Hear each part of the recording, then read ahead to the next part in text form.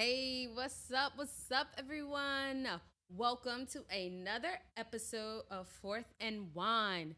We have officially kicked off football season. Preseason has begun.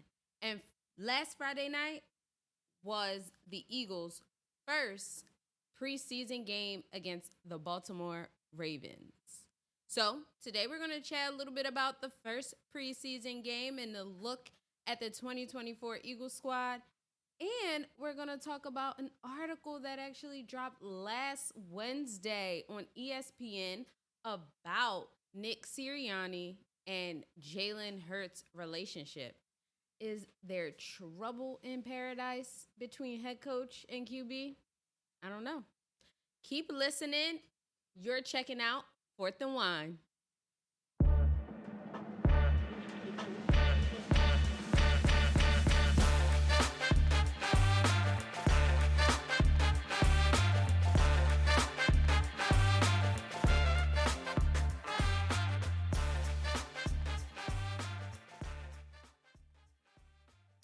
All right, all right. So this show is called Fourth and Wine. So we're going to kick things off with the wine of the week. So this week, the wine is a red blend. This wine is called Reserve Bordeaux Chateau Lamat Vincent, or Vincent. I mean, if you don't want to throw in the French accent. This wine is from 2020. And when I mention the wine years, the year is the year that the grapes that made this bottle of wine were harvested. So, to get into a little bit about this wine from 2020, 2020 always reminds me of COVID. It's like a trauma marker for all of us, I feel like. But anyway, we're going to taste this red blend.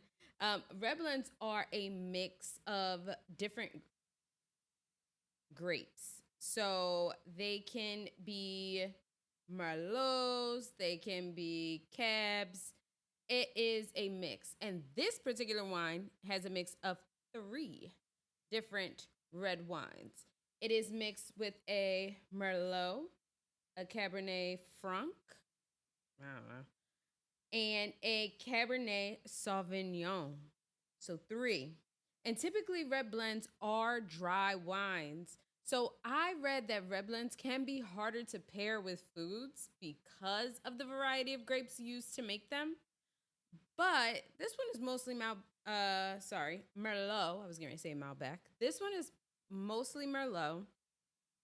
And what pairs really well with a Merlot and probably tastes really good with this wine would be just like your beef dishes, steak, pork loin, barbecue steaks, even chicken, things that are salty, savory. If a charcuterie board with like salamis and cheddar cheeses, and if you aren't into meats, it pairs really well with like eggplant, zucchini, and even pasta dishes. So like red sauce pasta dishes, lasagna, things like that. So let's remove the cork and let's try it out. Whoops.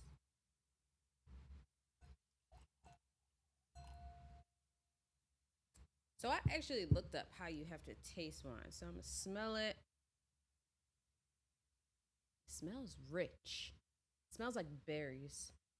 Like a lot of berries. Mm-hmm. Yeah. Smells like a lot of berries. The bottle, however, the bottle is green. It has this beautiful white label, and it's very simple, but it's like elegant, even though the bottle wasn't expensive.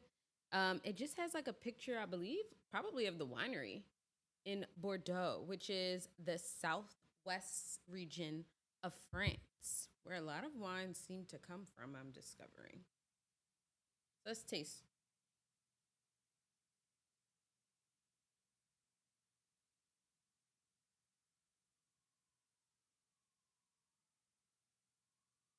They say you gotta let it sit in your mouth and and let the wine evolve. But wow, no, this is good. Mm. Mm-hmm. It is a little bitter, like the aftermath of it. Like it leaves a small aftertaste. But then once it lingers, it kind of like mellows out. I learned that tannins cause that to causes wine to be like bitter or leaving the slight aftertaste that lingers. And tannins come from like the skin of a grape, the seed of a grape, the stem. So it kind of comes from those things. But the wine is really good. It is dry. It is a little bit on the bitter side, so it's not like your Rieslings or the other white wines that I've been trying. But if I have to give this wine a vote, honestly, I do really like it, and it's not expensive. Like I haven't elevated to the super expensive wines yet, where you're paying a few hundred. But honestly, my vote on this wine is a 3.3 out of 5. It's really good, and I recommend doing a red blend. Um, I would recommend doing a red blend if you are hesitant in trying red wines. I think red blend is a good way to kind of ease yourself into the red wine territory, and you'll love it. I promise. You might, maybe you don't like this one, but I'm 1,000% sure if you try red blend, you'll find one that you like and you will love it. I promise you. Pairing this, I tried this with some chicken, and when I tell you the flavors that come out, whoever thought of pairing drinks with food, onto something. I'm more specifically wines with food. They elite, elite. But anyway, let's get into it. Let's get into talking about the Eagles because this is fourth and one, right? So let's talk about preseason Eagles football.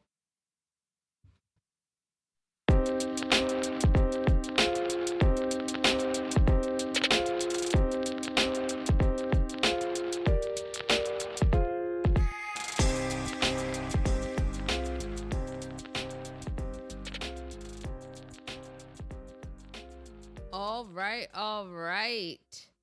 So Friday night was our first look at the 2024 Eagles. So let's talk a little bit about how that went. So obviously, the usual suspects did not suit up our starters. So like Jalen Hurts, Devontae Smith, AJ Brown, Lane Johnson, Jordan Mailata, Cam Jurgens, Darius Slay, Dallas Goddard, they did not suit up. And Josh Sweat did not suit up either. Hmm. Yeah. But anyway, Kenny Pickett, of course, then was our starting quarterback. So, some positives. Let's talk about the positives with Kenny Pickett, guys. Now, Kenny Pickett threw and had a completion rate of 63.6%. He had one touchdown. It's a pretty good completion rate. Shipley and Pickett seem to have a solid chemistry. Will Shipley is our running back, who most likely will be the 3. Kenny Gainwell will be the 2. And obviously, Saquad will be the 1. And their chemistry and relationship looked really good. So props to them. Props. Props to them. Now for some negatives. For starters, his completion rate was good, but on 22 attempts, guys. He only threw for 89 yards. So sad, so sad. He did not seem to move through his progressions quickly enough. And while he eventually made the right decisions, sometimes it just seemed like a little too late. So, on a pass to Johnny Wilson, it was blocked by number 2, Nate Wiggins, on the Ravens, quarterback, drafted this year, 2024, after Quinyon Mitchell. Now, Wiggins looked good, but the pass to Wilson was just late. Pickett didn't get rid of the ball quickly enough. Wilson appeared to be sitting and waiting for the ball, which is a big no no. As a quarterback, you got to get the ball out quickly. Then on another pass, let's talk about him and John Ross a little bit. In the first quarter, he had a short pass to John Ross, which landed on the back of Nate Wiggins. Like it didn't eat. Like I don't know why he threw it there, but it was a bad throw. It was a late throw. And then a second pass to John Ross, unfortunately, was another bad pass for Kenny Pickett. Now, John Ross caught this, but it was definitely due to running back Will Shipley. He was out there playing blocks. He was blocking for them. So John Ross was able to make the play. And good for Kenny Pickett because he did not look good. Kenny also either couldn't, didn't want to, wasn't instructed to, because we do have a new offensive coordinator, Kellen Moore. But he did not throw the ball down the field much, hence the 89 yards. Lots of screens, lots of short passes. Now, what I will say is Kenny Pickett looked a lot better than Marcus Mariota, who we had last year. A lot better. But it is very evident why Pittsburgh moved on from him as their starting quarterback because he definitely looks like a 2.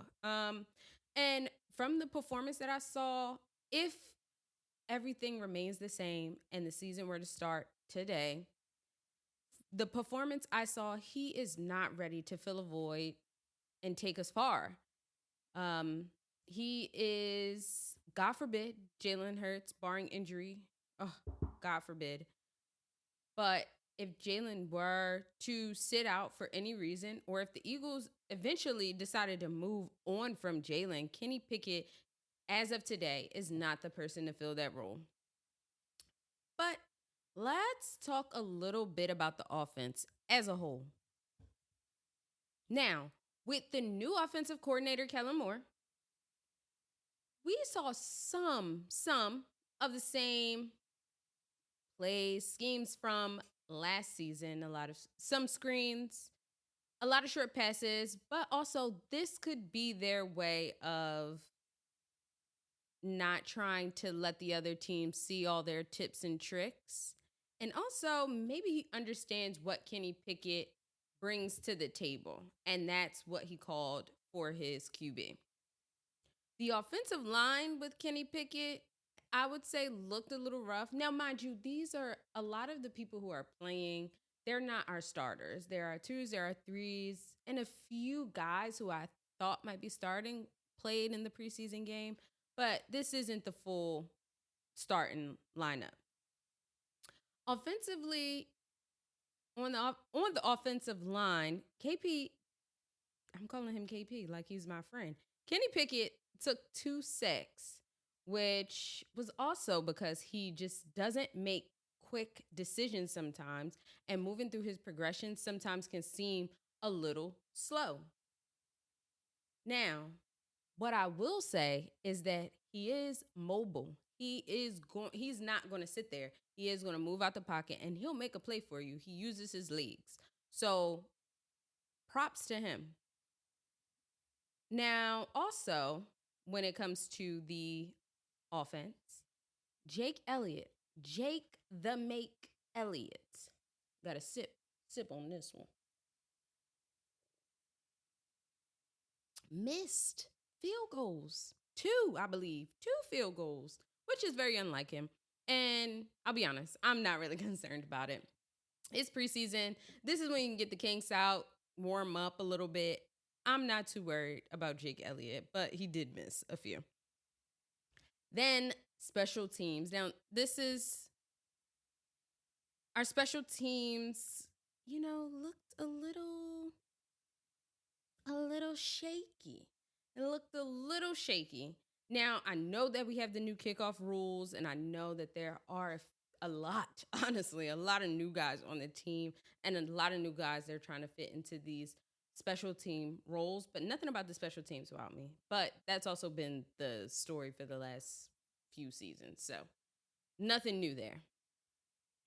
But let's move on and talk a little bit about how the defense looked last Friday.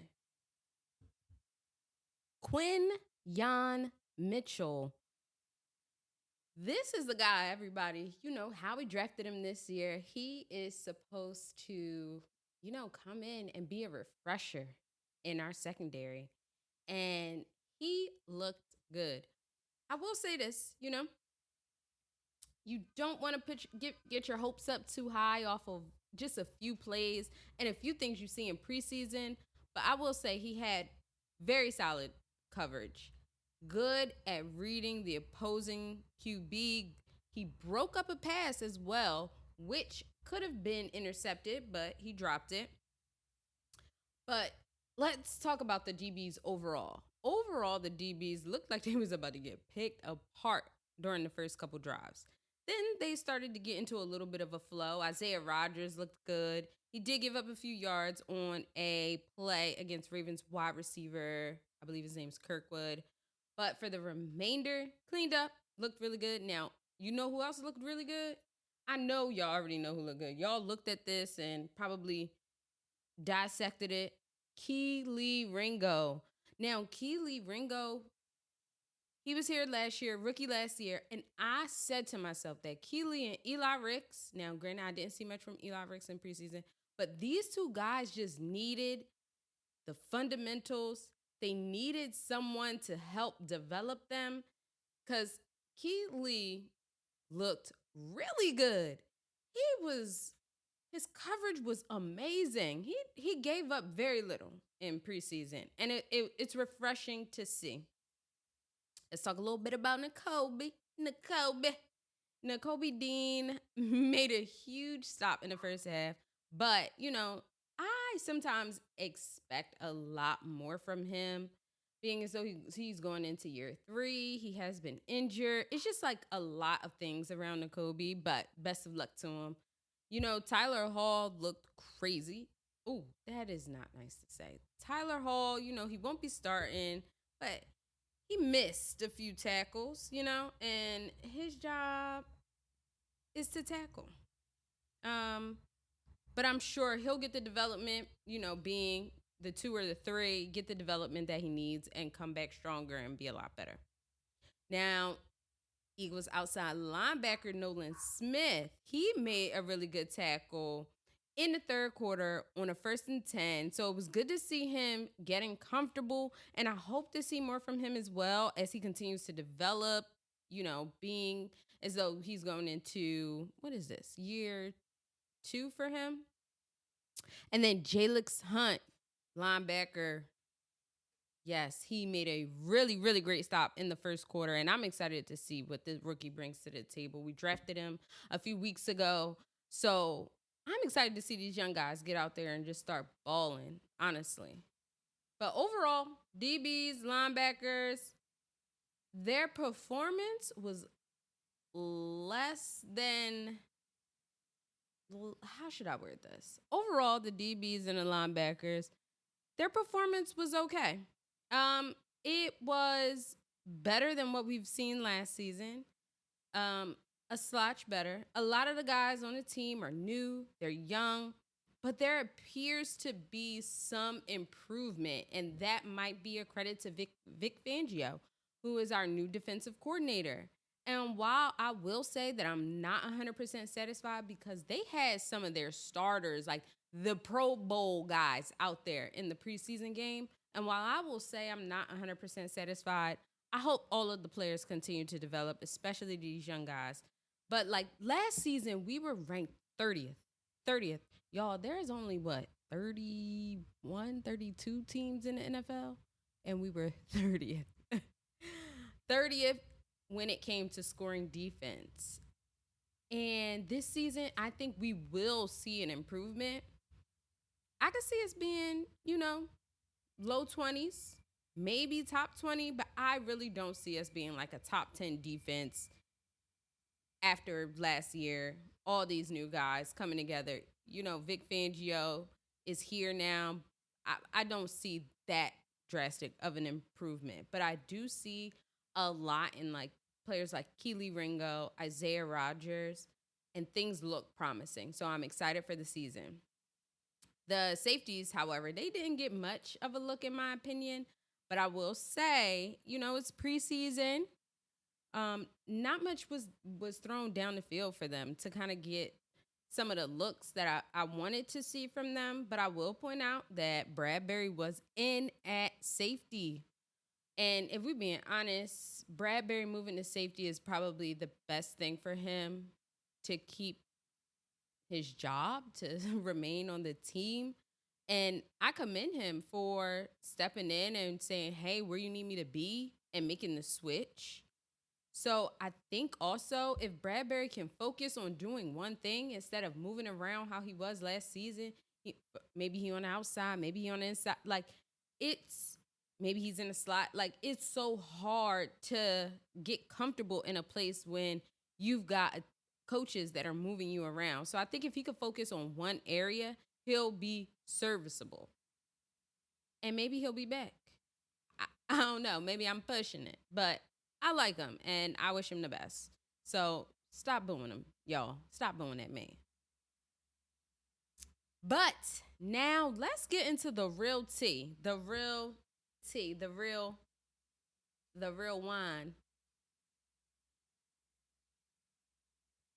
Let's talk about that ESPN article that dropped last Wednesday. Let's chat.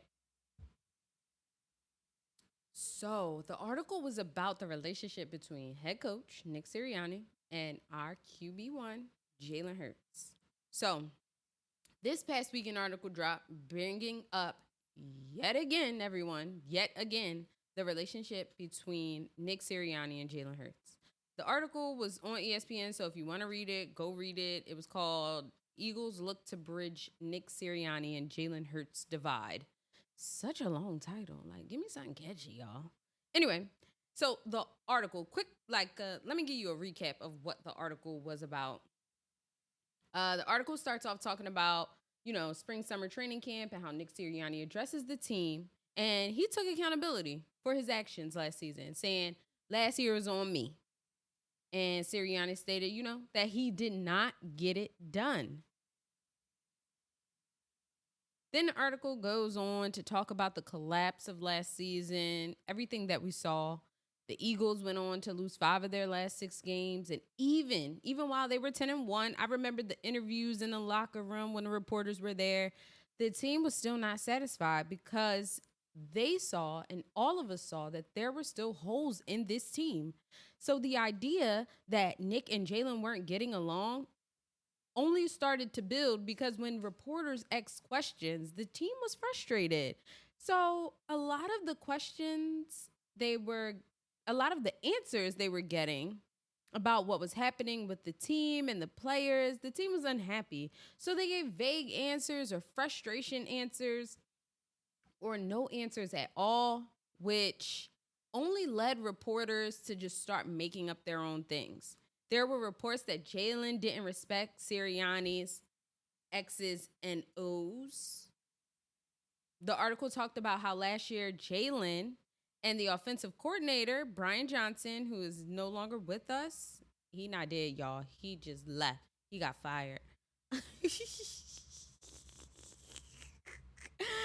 How they both were not exactly on the same page with Sirianni. Brian Johnson was kind of caught in the middle, caught in the crossfire feud with Jalen and Sirianni. The example that they used in the article was like that Coach Sirianni was Jalen didn't respect Coach Sirianni and it showed during the Seahawks game where the Eagles were down. It was 2017, 13 seconds left, and the Eagles had the ball. Y'all remember this? The Eagles had the ball.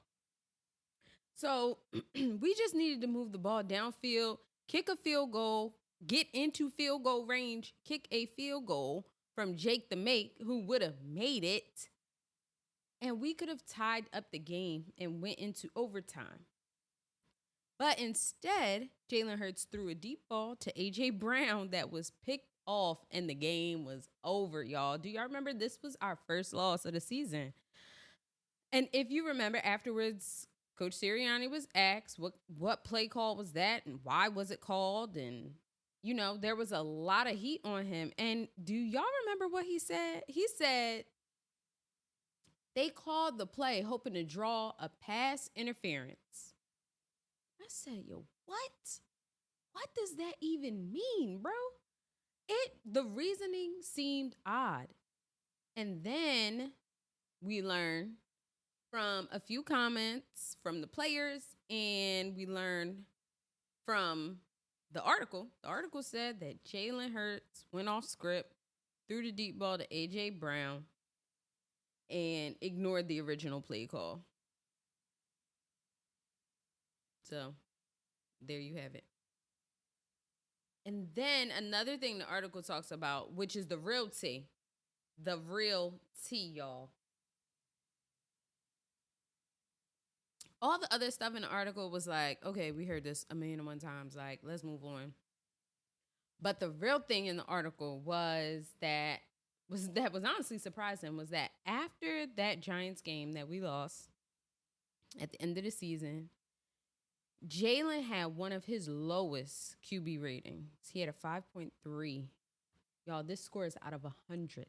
100. The average is 50. And if you have over 75, you're typically a Pro Bowler. Now, Jalen went to the Pro Bowl. But this was his lowest QB rating of the season.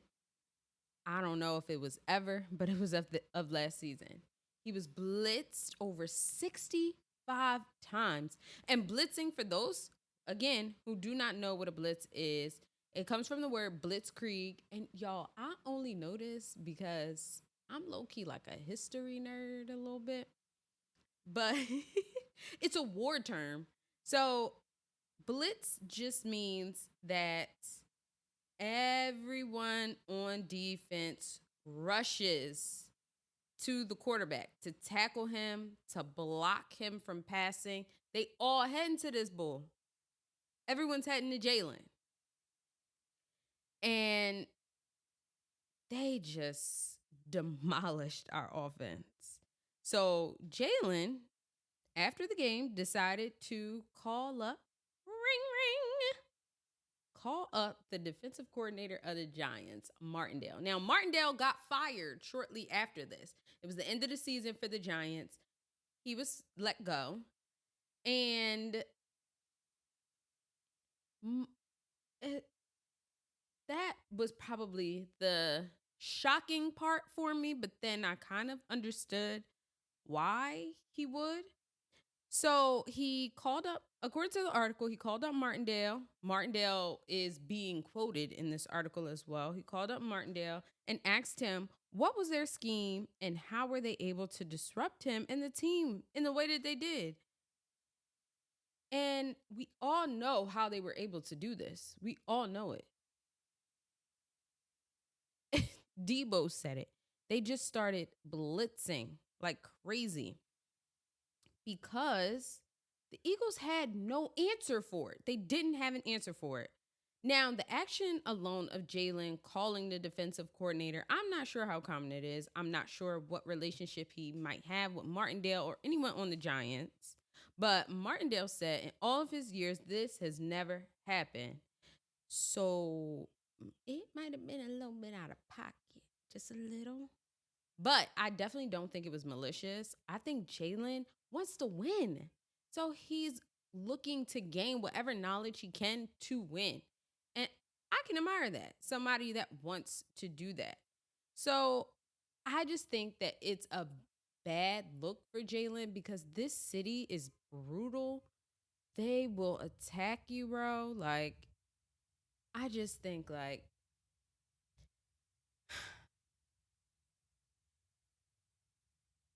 if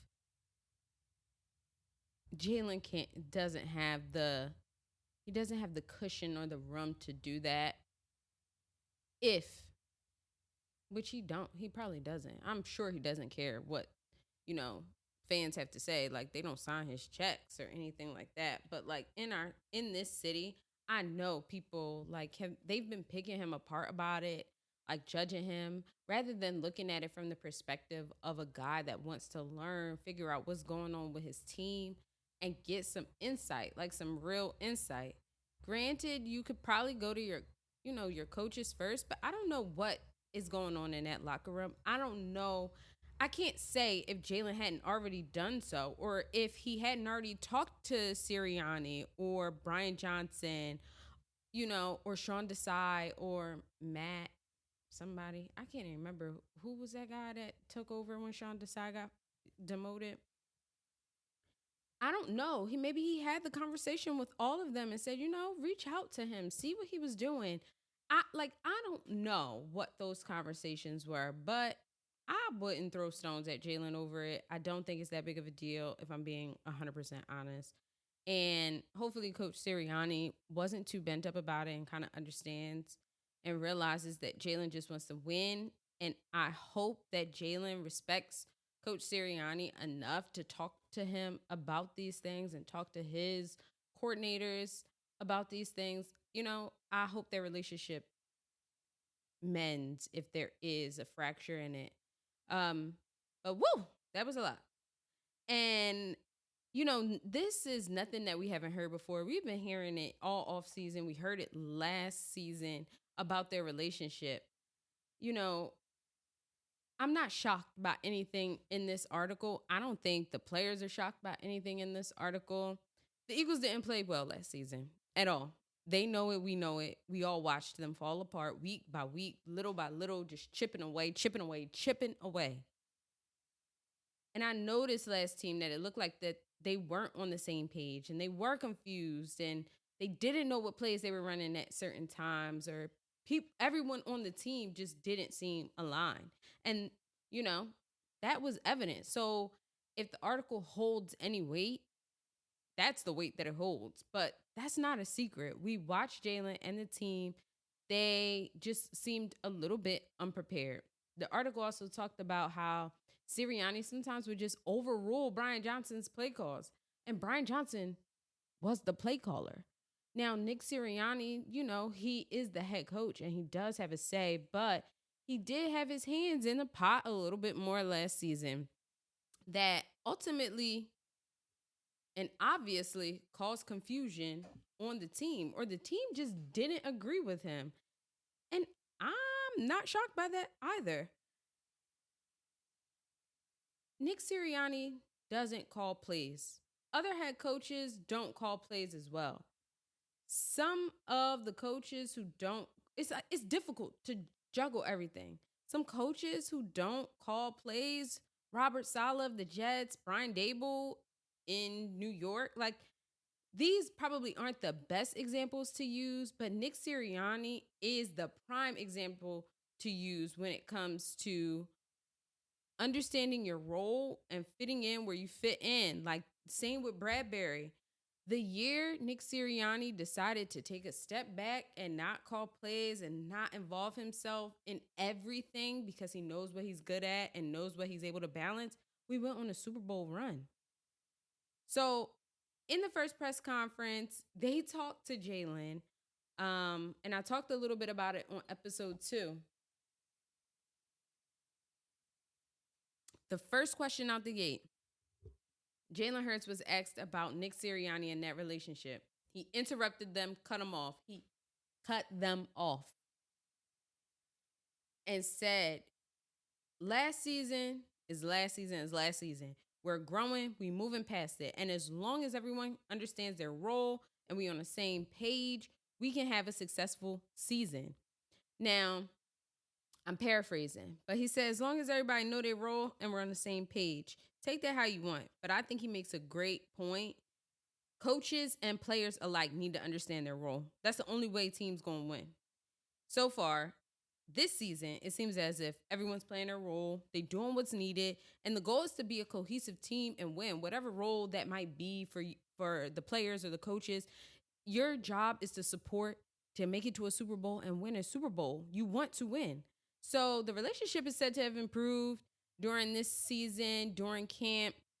Hey, I don't even know if they were even beefing with each other for real. But if they were last season, any trying time where you're losing, the team is suffering, you start holding people accountable and people get uncomfortable. You get uncomfortable. It's it's a necessary, honestly, and it makes sense why there could be some headbutting because you don't always agree with what people have to say, but you need to take the criticism sometimes. That's for players and coaches. So, like many other people, in the locker room, in the front office would say, last season is over. We on to the next. We on to the next. It's a whole new team. It's a whole new staff. None of what happened last year even matters anymore. It doesn't even matter. The team is going to come together and we're going to come together as a unit. We will be fine. Please do not press the panic button. Not yet. So, anyway, Nick Sirianni, Jalen Hurts, not worried about them being able to mend that relationship. They need to be able to work together, understand their roles, like Jalen said, and things will come together. The relationship is professional. It's like going to work every day. So, whatever. Let's move on. Preseason to me was a little mediocre, but it is what it is. It's preseason. I'm not sure how much the defense is going to improve this season, but to go from 30th in the league, if we can make it to a top 20 defense, that'd be a great improvement, in my opinion, a great improvement. I'm not sure, if we're going to be the top defense in the league, but if our offense can come through, I'm excited. I'm excited. I'm excited to see how they continue to develop, how they continue to play over the next few preseason games. I'm excited to see them develop and get better over the season. But tune in next time. We'll talk more about Eagles preseason. We will also talk a little bit about the other NFC teams, how we shape up, and who we think is the best in the NFC East. So, thanks for listening. This is Fourth and Wine. Thanks, guys. I'm out. Peace.